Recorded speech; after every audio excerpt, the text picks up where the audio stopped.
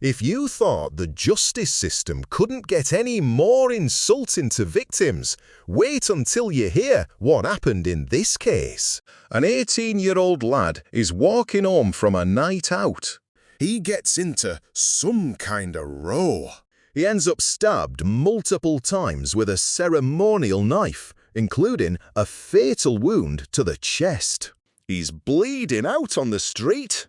And what do the police do when they arrive? They handcuff him. Why?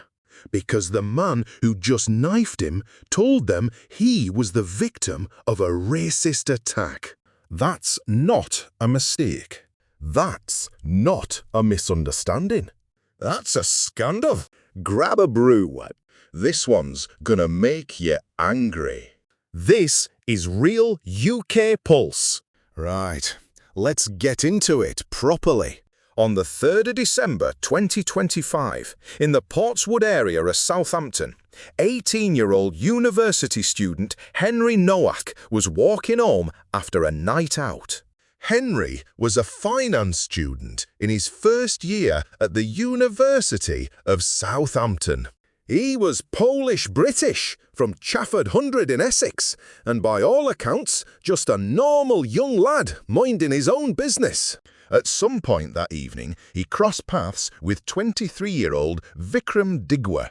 What started as some kind of confrontation ended with Digwa stabbing Henry 5 times using a large 6 ceremonial kirpan knife, an 8-inch blade that Digwa carried as part of his faith. Now, Henry suffered a fatal wound to the chest, 2 stab wounds to the back of his legs, and other injuries, including a cut to his jaw. Henry Nowak was left dying on the street. Now here's where this case goes from tragic to completely outrageous. When police arrived, Vickrum Digwa told them that he was the victim.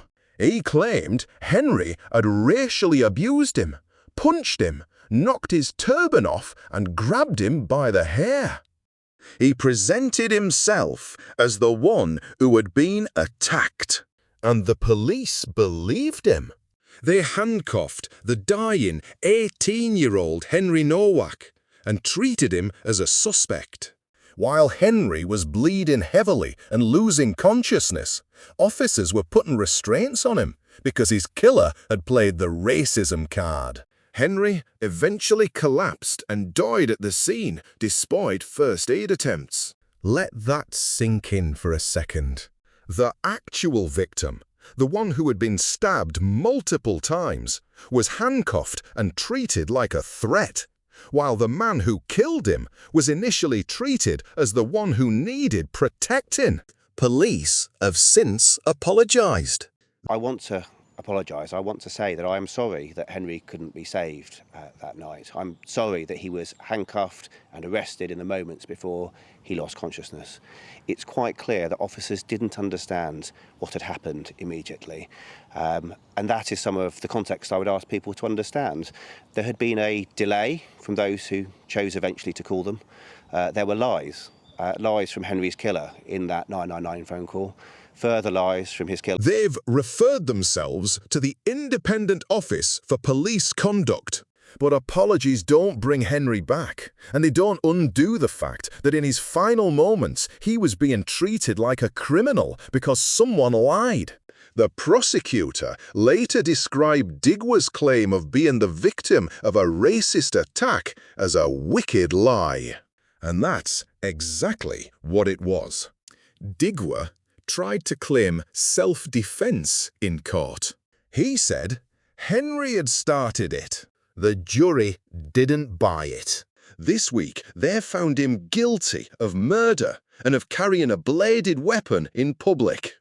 His mother, Kieran Kaur, was also found guilty of assisting an offender after she removed the knife from the scene and took it back to the family home.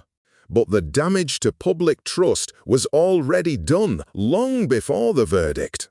This case has struck such a nerve because it shows in the most brutal way how false claims of racism can be used as a shield, and how quickly the system can turn on the actual victim when that card is played.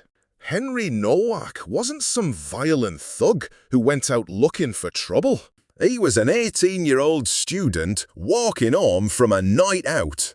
He ended up stabbed to death with a ceremonial knife, and the first response from the police, based entirely on his killer's word, was to put him in handcuffs.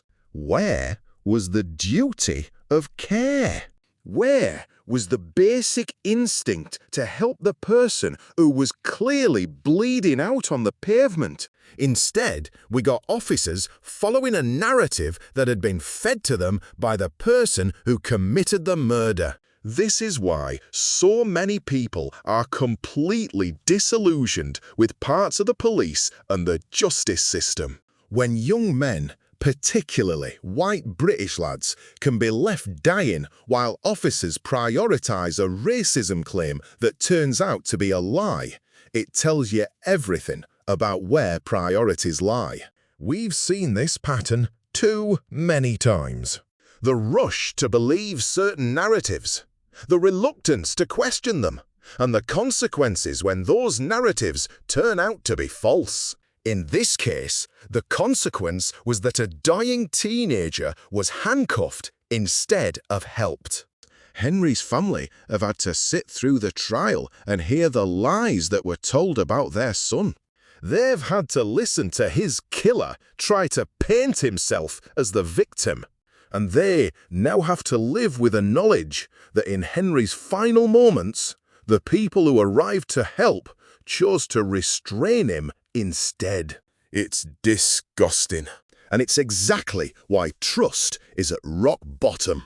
The judge and jury eventually saw through the lies and convicted Digwa of murder. That's the right outcome. But it shouldn't have taken a full trial and months of legal process for the truth to come out while the victim's family suffered. This case should be a serious wake-up call. When false accusations can lead to the actual victim being treated as a suspect, even when they're dying, something has gone very wrong with how these situations are handled.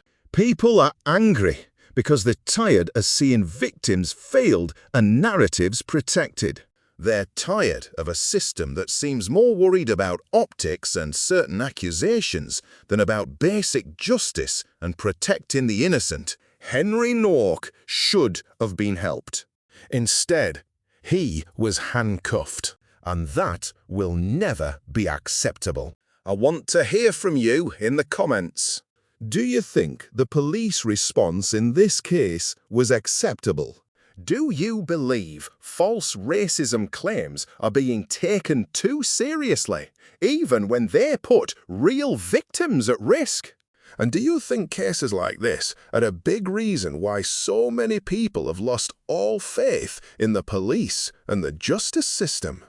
Be honest. These cases matter.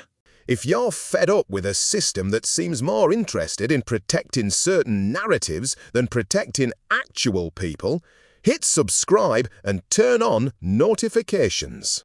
I'm Jack Carter. This is Real UK Pulse. And this is why people are raging.